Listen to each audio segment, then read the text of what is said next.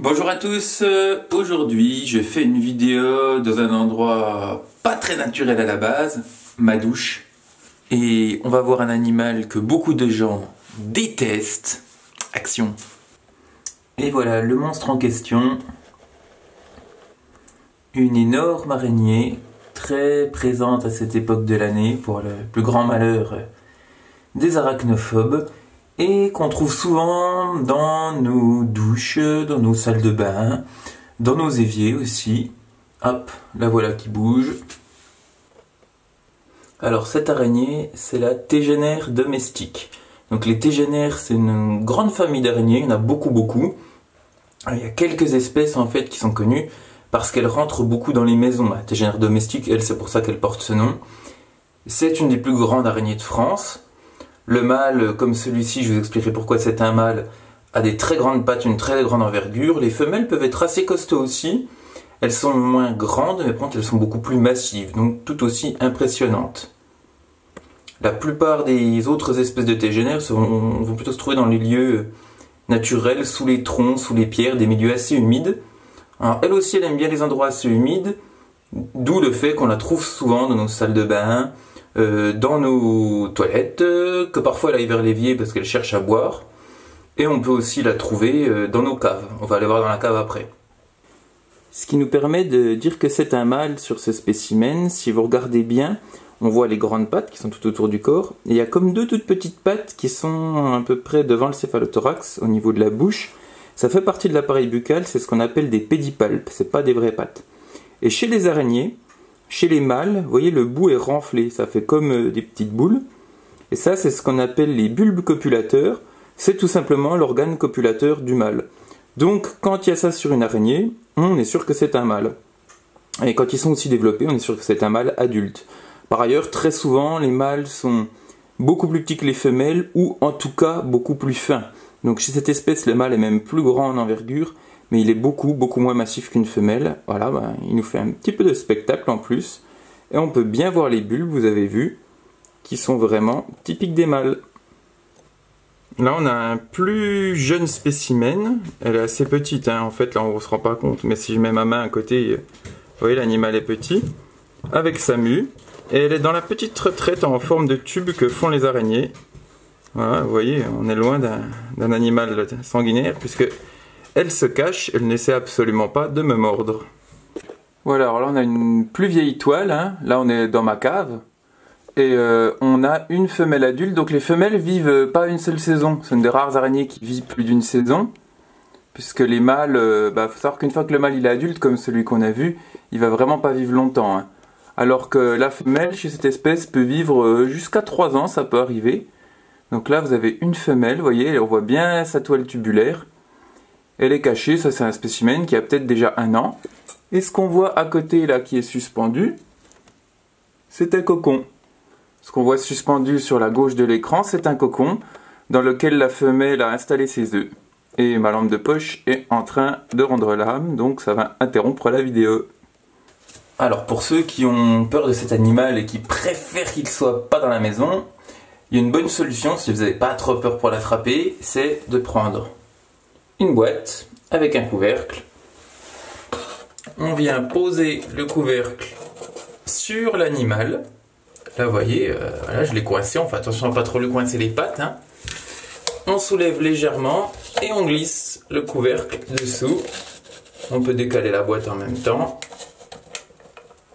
Hop là. Et l'animal est capturé. Hop là, je coince un peu les pattes. Voilà, on a capturé le monstre. Voilà, regardez, j'ai mis le mâle sur la toile de la femelle. Donc il est allé assez rapidement vers l'entrée du terrier de la femelle. Alors après, c'est pas gagné que ça marche, hein. D'autant plus que les araignées, les femelles sont pas réputées pour leur délicatesse avec les mâles. Très souvent, quand elles refusent l'accouplement, elles se contentent pas de refuser, elles attaquent le mâle et elles tentent de le manger. Donc là, on va voir ce qui se passe. Donc vous voyez, il communique avec la femelle, en fait, là. Il est en train d'agiter ses pattes, ce qui fait, oui, il va vraiment la chercher ouvertement, hein. Et il communique avec elle pour tenter de la séduire, on pourrait dire. Pour l'instant, la femelle n'a pas l'air de répondre à ses avances. On voit bouger de l'autre côté. Donc, bon, il est très grand aussi rapport à la femelle quand même. Celui-là, il est vraiment grand comme mâle. Des fois, ça peut leur faire peur. Vous voyez, il vibre. Donc quand il vibre, ça c'est la parade nuptiale d'une araignée. Le mâle est rentré complètement quasiment là, dans le tube de la femelle.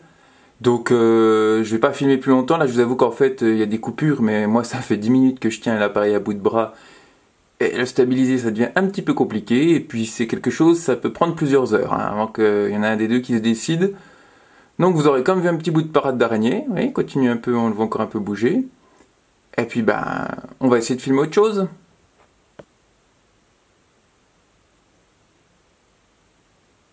Alors là, on va essayer de filmer une araignée qui chasse. Donc il y a un petit cloporte sur sa toile. Et s'il continue à bouger, normalement, elle va venir pour l'attraper.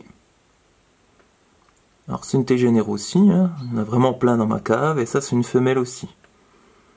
Alors les toiles ont tendance à devenir assez sales avec le temps, hein. Il y a vraiment tout qui se dépose dessus. C'est de la soie assez épaisse, on est loin des belles toiles d'araignées orbitelles comme les argiopes que j'avais filmées.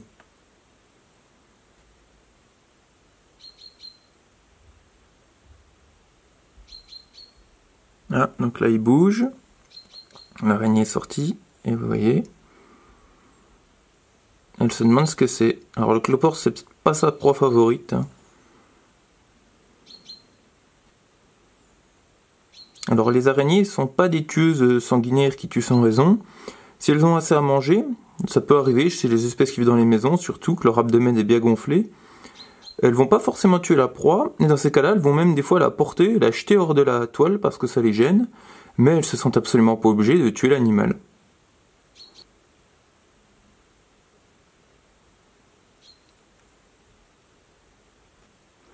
Bon, elle teste un petit peu, hein, de temps en temps elle met des coups de patte. Elle n'a pas l'air d'apprécier mon cloporte plus que ça. Donc bon, on va la laisser tranquille, on va éteindre la lumière, et peut-être qu'elle le mangera, peut-être qu'elle le jettera en dehors de la toile, elle fait bien comme elle veut.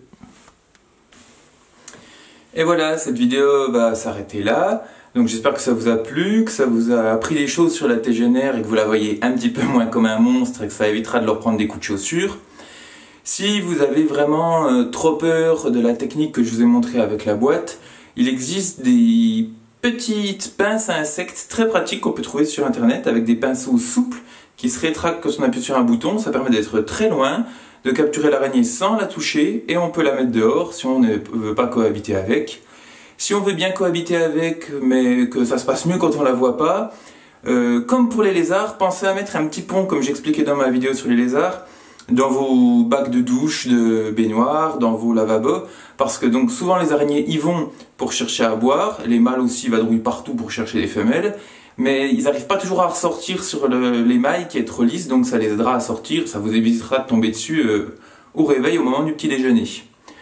Vous avez peut-être remarqué qu'il n'y a pas eu de vidéo la semaine dernière, il n'y en aura sûrement pas la semaine prochaine non plus. Pourquoi? Parce que il y a eu la rentrée scolaire, les scolaires en animation vont commencer à me prendre beaucoup plus de temps, donc j'ai pas forcément le temps de refaire des vidéos chaque semaine, je préfère en faire moins en essayant d'augmenter la qualité au fur et à mesure, plutôt que d'en faire par principe, et puis qu'elle soit moins bien.